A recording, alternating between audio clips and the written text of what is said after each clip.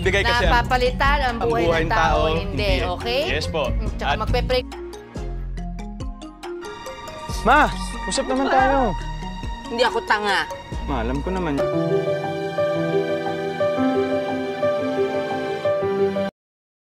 Ang pelikula ni Sharon Cuneta at Alden Richards na Family of Two. Ganito, happiness ko to, hayaan mo na ako. Pero ma, gusto ko lang naman kasi talaga. Ay isa sa mga 10 pelikulang nagtutunggali sa MMFF 2023. Ingat ka. Opo. Pag may hold up, Hold up. ibigay mo na lahat. Cellphone, ang kotse, ang... Ito ay nagdadala ng kasiyahan, subalit tatalima sa damdamin mo. Ibibigay kasi napapalitan ang buhay ng tao, hindi. Okay? Yes po. Tsaka magpe-pray. Ang likas na samahan nina Alden at Sharon ay nagdudulot ng likas na chemistry.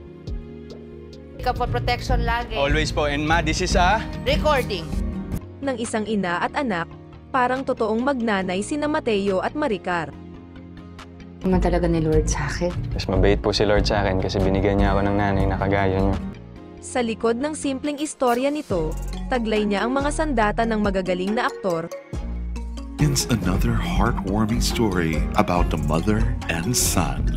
Mahusay na direksyon at matatas na pagkakabuo ng buong obra. Alden Richards and the megastar Sharon Cuneta.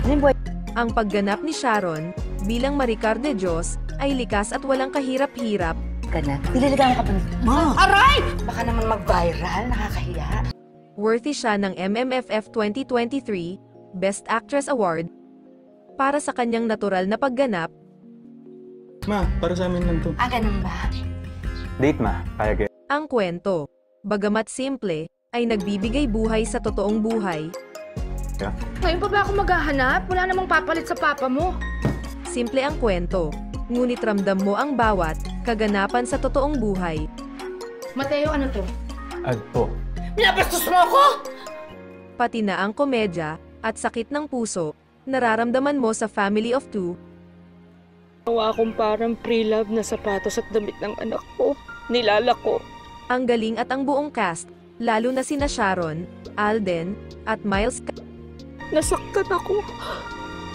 Ma, usap naman tayo. Ahanga-hanga ang chemistry ni na Alden at Miles.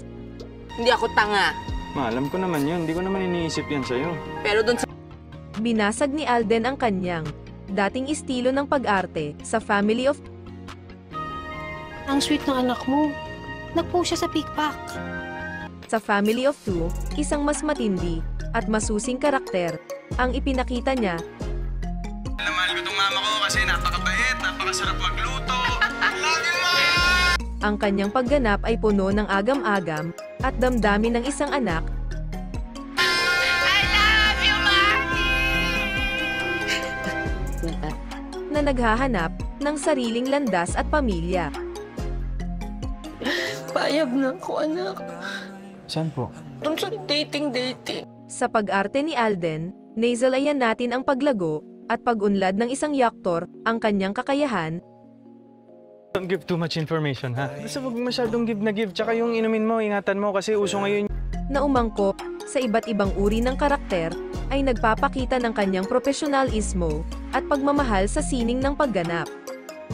Drug ba yun? Huwag na lang, anak. Uwi na tayo. Ayoko na. Ayoko na magkape. Ninenervyos na ako.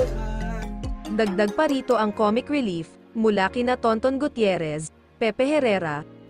Hindi po nagustuhan yung mama ko. Siguro ang isasagot ko na lang sa tanong mo. Tanong din. Miss Jackie Alo Blanco at ang mga kaopisina na nagdudulot ng aliw sa bawat eksena.